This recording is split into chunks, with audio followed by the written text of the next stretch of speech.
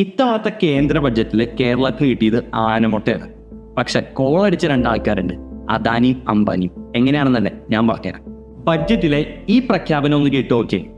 Recognizing the need to enable critical infrastructure and boost investment in data centers, I propose to provide tax holiday till 2047 to any foreign company that provides cloud services to customers globally by using data center services from India.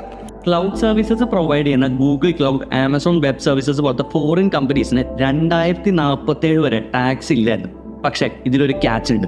Tax holiday കിട്ടണമെങ്കിൽ ഇന്ത്യയിലുള്ള data service centres ഉപയോഗിക്കണം. ഇന്ത്യയിലെ ഏറ്റവും വേഗത്തിൽ data service centres expand ചെയ്യുന്ന 2 കമ്പനികൾ ഏതൊക്കെയാണെന്ന് അറിയാമോ?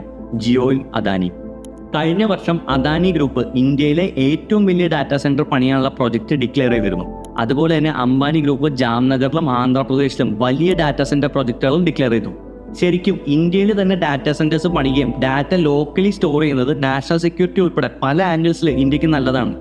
പക്ഷേ എല്ലാ സെക്ടേഴ്സിലും ഈ 2 കമ്പനികൾക്ക് മാത്രം മോണോപ്പൊളി കിട്ടുന്നതും ബഡ്ജറ്റ് ഡിക്ലെയർ ചെയ്യുന്നതിന് ഏതാനും മാസങ്ങൾക്ക് മുമ്പ് മാത്രം ഈ കമ്പനികൾ ഇത്ര വലിയ പ്രൊജക്ടുകൾ ഡിക്ലെയർ ചെയ്തതൊക്കെ ഒരു സംശയം തോന്നിക്കുകയാണ്.